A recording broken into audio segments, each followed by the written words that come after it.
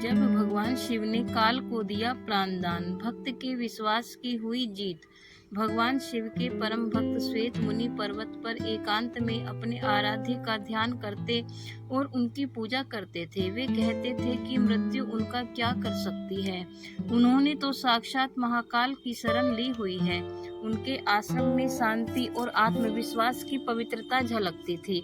उनके तप के बल से आश्रम दिव्यमान था। श्वेत मुनि अपने जीवन काल के अंतिम पड़ाव पर थे।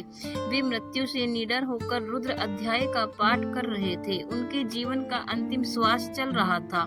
अचानक वे चौंक पड़े। उनके समक्ष एक विकराल आकृति खड़ी थी। पूरा शरीर काला था और उसने काले वस्त्र धारण कर रखे थे। श्वेत मुनि ने अपने आश्रम के शिवलिंग को करुणामय होकर देखा और ओम नमः शिवाय मंत्र का उच्चारण किया।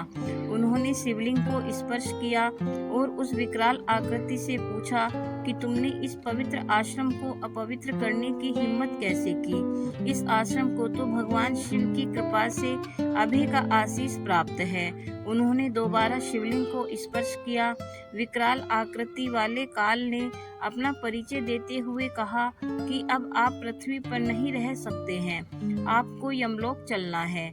इस पर श्वेत मुनि ने शिवलिंग को अपने हाथों से कसकर पकड़ लिया और कहा कि तुमने शिव की भक्ति को चुनौती दी है। क्या तुम्हें नहीं पता है कि भगवान शिव तो स्वयं ही काल के भी काल महाकाल हैं? इस पर काल ने कहा कि शिवलिंग शक्ति विहीन है, निश्चेतन है, पत्थर में महादेव की कल्पना एक भूल है।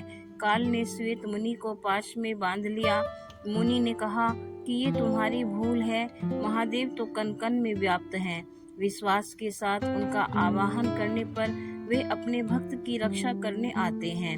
तभी भगवान शिव माता पार्वती के साथ वहां प्रकट हो गए। उन्होंने काल को चेताते हुए कहा कि ठहरो, श्वेत मुनि की बात सत्य है, उनका प्रकट होना विश्वास के ही अधीन है।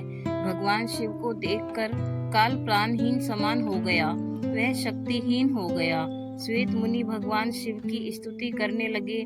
इस प्रकार महादेव ने कहा कि आपकी लिंग उपासना धन्य है, विश्वास की विजय होती है। नंदी के निवेदन करने पर महाकाल शिव ने काल को प्राणदान दे दिया और वे वहां से अंतर्ध्यान हो गए।